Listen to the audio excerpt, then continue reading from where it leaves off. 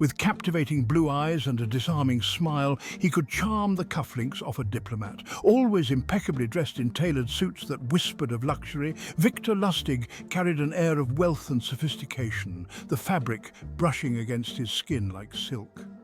The scent of expensive cologne lingered in the air around him, a subtle blend of musk and citrus. But beneath that polished exterior lay a cunning strategist. Born in Austria-Hungary, Lustig was fluent in 5 languages, a skill that proved invaluable in his chosen career, swindling the unsuspecting. From a young age, he targeted wealthy travelers on cruise ships, mischievous gaze sparkling with intent as he approached. The salty sea air wrapped around him, and the gentle sway of the ship seemed to set the stage for his elaborate gambling setups, where the clinking of chips and the fluttering of cards danced together, drawing in unsuspecting marks like moths to a flame. His victims, seduced by promises of easy wealth, rarely suspected anything until Lustig had vanished with their fortunes. A master of disguise, he changed identities as easily as others changed their clothes, always staying one step ahead of the law. As his confidence grew, so did the scale of his cons. He crisscrossed Europe and America, leaving a trail of bewildered marks in his wake. One of his most infamous tricks involved a so-called money printing machine. Lustig would demonstrate the machine's ability to produce a few genuine banknotes, fooling his targets into thinking it was a miraculous invention. Naturally, the machine was fake, spitting out worthless paper after the initial bills. But not before Lustig had pocketed a hefty investment. Yet Lustig hungered for a challenge bigger than just bilking small-time investors. He dreamed of a con so audacious it would cement his reputation as the greatest swindler of all time. In the spring of 1925, inspiration struck. Paris, with its iconic Eiffel Tower, would become the stage for his most daring performance.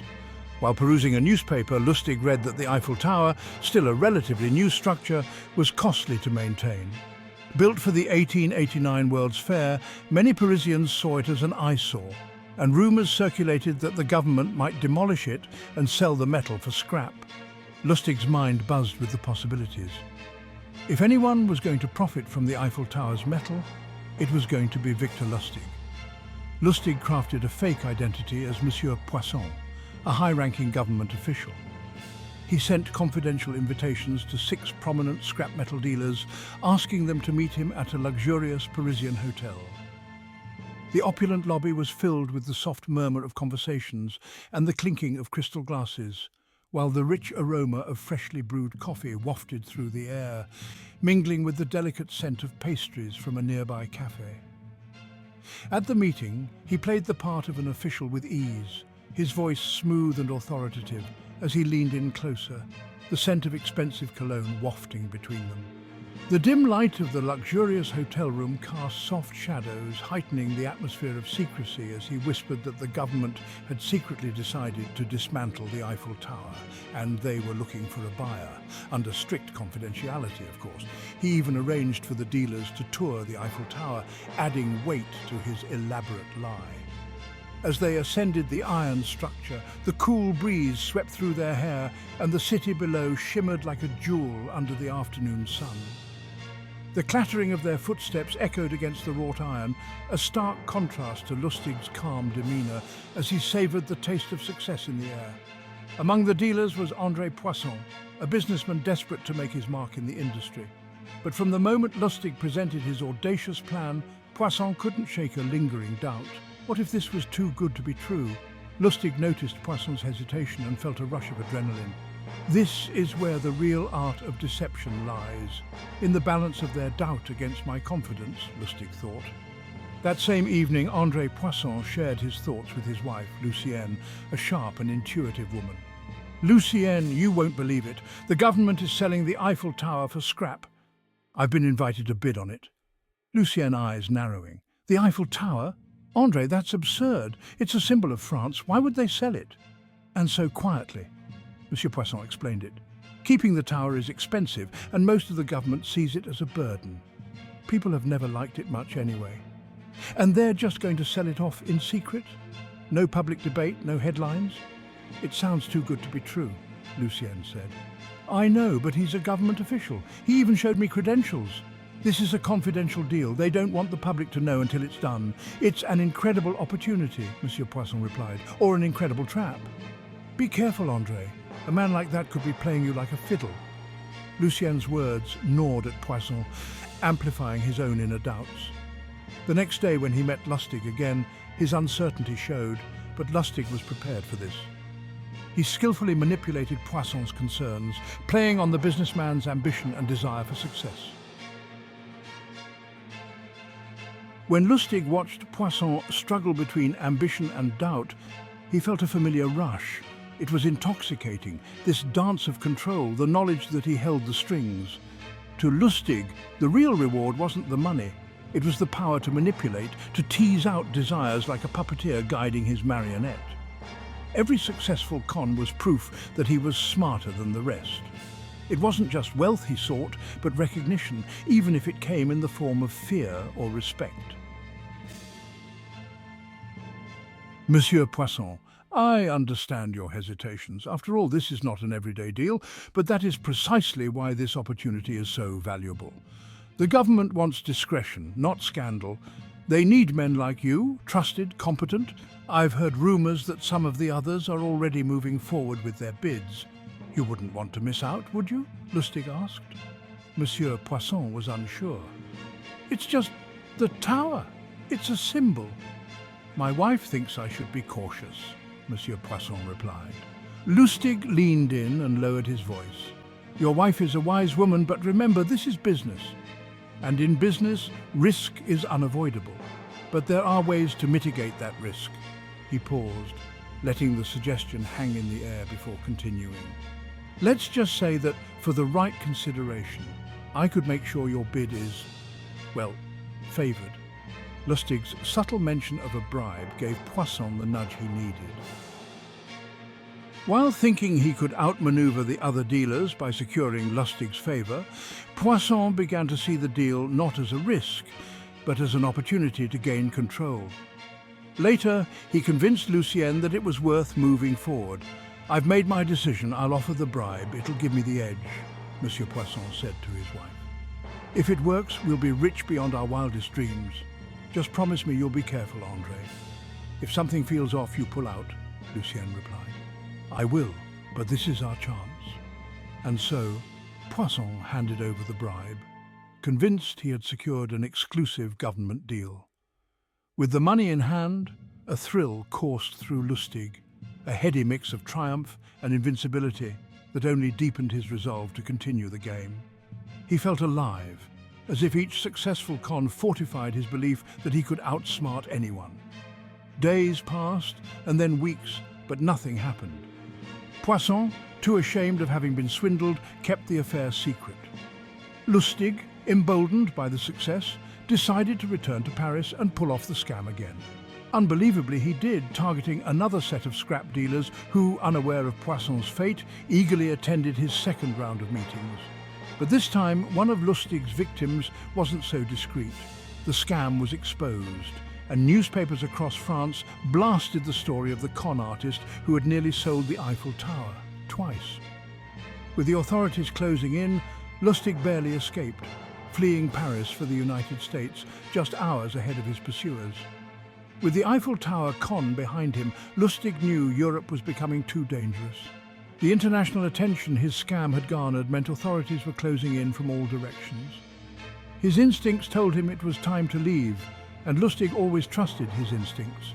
America, with its booming economy and expanding cities, promised new opportunities and bigger risks. Victor Lustig had his sights set on one of the biggest shadows of all, Al Capone. When he arrived in America, Lustig wasted no time getting back to his old tricks.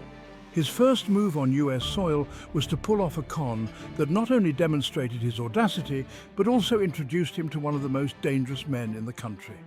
Lustig, always one to think big, decided he would con the infamous gangster, not out of greed, but out of necessity.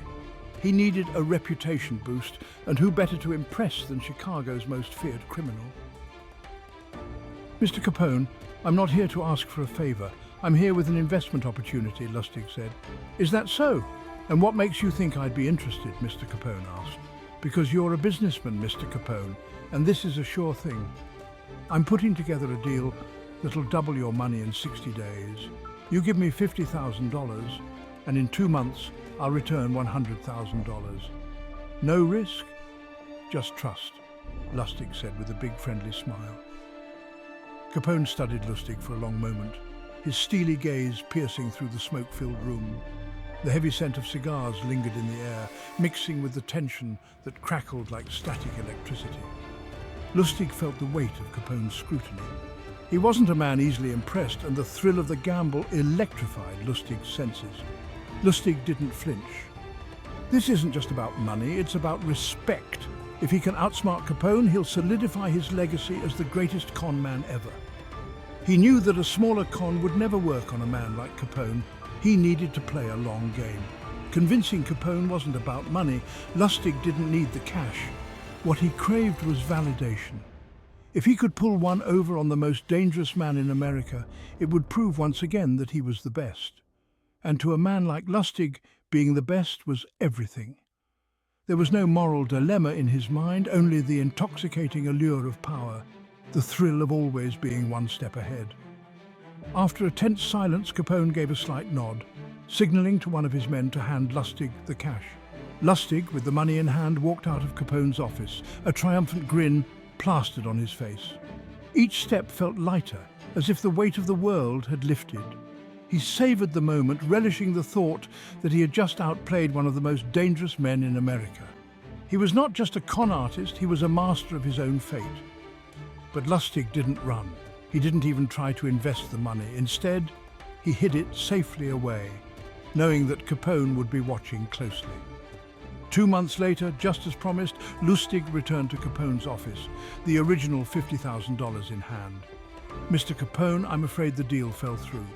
Too many obstacles, too much interference. I couldn't double your money, Lustig said. So you're telling me you failed? Mr. Capone asked. Yes, sir.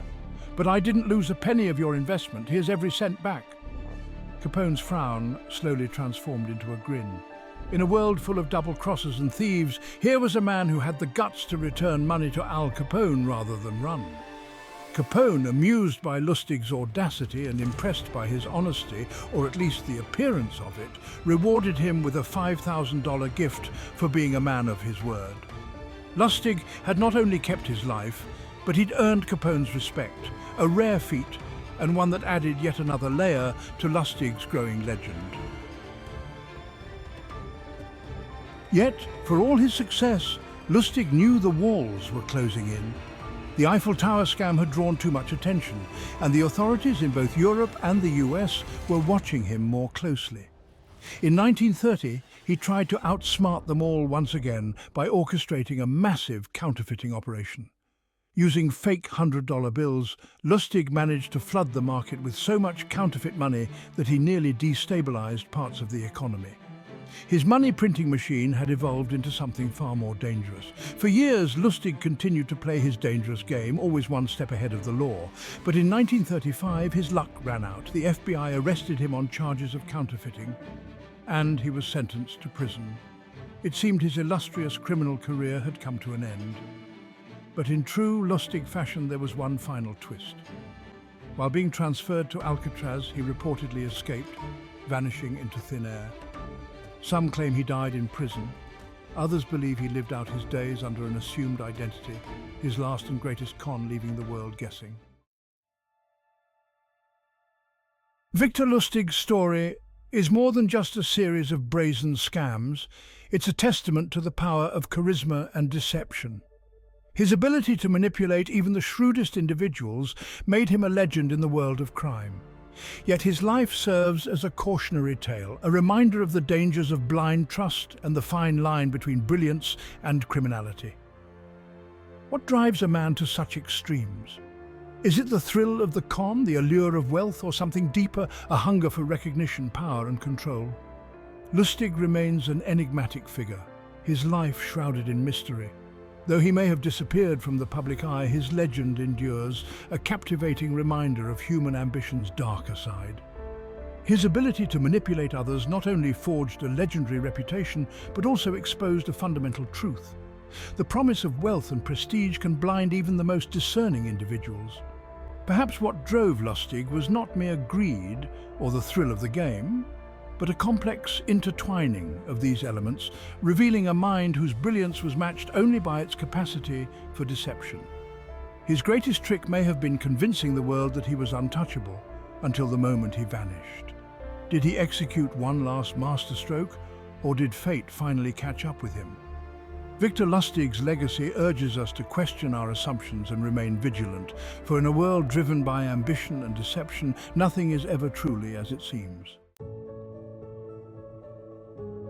If you found Victor Lustig's story intriguing, make sure to like, share and subscribe to 0 Hour Files True Crime. Join us next time as we delve into more thrilling tales from the shadows of history. Until then, stay curious and stay vigilant.